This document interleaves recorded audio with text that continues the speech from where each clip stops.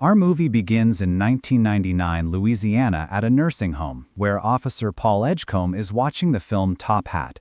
Tears well up in his eyes, and he explains to his colleague Elaine that the film reminds him of his life back in 1935. Paul recounts his time working as a correctional officer on death row at Cold Mountain Penitentiary. He was the supervisor of the block, known as the Green Mile because of the floor's distinctive pale green color, and he personally oversaw every execution that took place. The story flashes back to 1935. Young Paul, along with his loyal team, Dean, Harry, and Brutal, and the annoyingly incompetent Officer Percy Wetmore, is there to receive the prison's newest inmate, John Coffey. Coffey is the largest man Paul has ever seen. Paul returns to his office to read John Coffey's file. It states that two little girls, Katie and Cora, vanished from their home. Their father, Klaus, searching for them, found blood on the doorstep. He immediately raised the alarm, and a search with the townspeople led to a tragic discovery. The girls were found dead on John Coffey's lap. Coffey was weeping, repeating,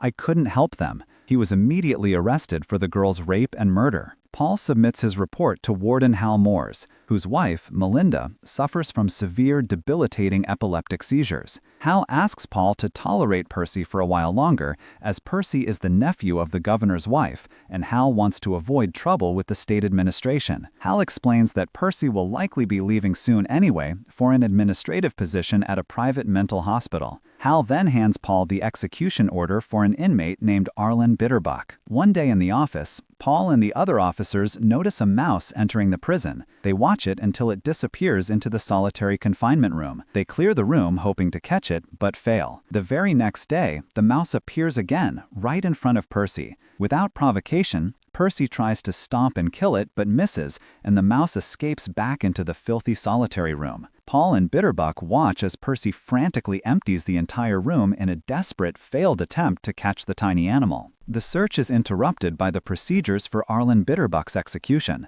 To ensure everything runs smoothly, they perform a mock run-through. Percy is present and is shown the electrical chair's operating mechanisms by Officer Van High. Percy asks why they use a wet sponge on the inmate's head, and he learns that it maximizes conductivity to the brain, ensuring the prisoner dies quickly and painlessly. Arlen's execution is scheduled for 10 a.m. During the procedure, Percy is disrespectful and cruel, which infuriates Paul. Paul tells him he should just leave the prison now since his administrative job is waiting. Percy retorts that he will only leave after he's had the chance to supervise an execution himself. Annoyed, Paul leaves. Back in his office, Paul hears the sound of laughter coming from the cell of another inmate. He is astonished to find Dell playing with the mouse, which he has named Mr. Jingles. Paul calls Dell to the office to inform him about the arrival of a new, difficult inmate, William Wild Bill Wharton, a troubled man who had recently killed 3 people during an armed robbery, including a pregnant woman. Paul asks Dell about the condition of his wife. Dell tells him the tumor is worsening and that it's untreatable. Later that night, Paul is awakened by excruciating pain. He rushes out of his house to prevent his wife from seeing his agony. The next day, he asks his wife to schedule a doctor's appointment, as the pain is intense and persistent. Paul then heads to the prison to receive Wild Bill. During the transfer, as Bill is being led to his cell, he violently attacks the guards. Brutal manages to knock him out, and they throw him into the cell. As the other officers leave to finalize paperwork with the warden, Paul is left alone. John Coffey calls to him, "Boss, come close." He suddenly pulls Paul toward him and places his hand on the source of Paul's pain. The intense agony vanishes completely from Paul's body. Coffey simply looks at him and says, "I helped you." Paul is overwhelmed with joy. The next day, Paul is elated as he returns to the prison, gives John food, and thanks him for the miracle. Wild Bill's problems continue, eventually leading to him being thrown into solitary confinement. The time comes for Dell's execution. Paul, Brutal, and the others enter his cell to check on Mr. Jingles. The mouse runs away, and Percy intentionally steps on it, killing it instantly. Dell cries hysterically. John Coffey calls the mouse, places it in his hands, and miraculously heals it, protecting it from further harm. The officers take Percy to the execution room. They beat him and tell him this is his last execution. After this, he must leave. Percy agrees. During the execution, Percy is in charge of placing the wet sponge, the tool meant to ensure a painless death. but on purpose, he wets the sponge on one side and places the dry side on Dell's head. The execution goes horribly wrong, and Dell dies a slow, agonizing death. The entire team realizes that Percy did it on purpose to cause suffering. Paul loses control and continuously punches Percy until Hal intervenes. Hal finds out the truth, but because of Percy's connections, he does nothing. The next day, Paul and his wife visit Melinda Moore's. Later, Paul holds a secret meeting at his house with all the officers except Percy. He tells them that he has decided to smuggle John Coffey out of the prison and take him to Melinda, hoping Coffey can help her. Their plan is put into action. They put a sleeping pill in a glass of soda and give it to Wild Bill,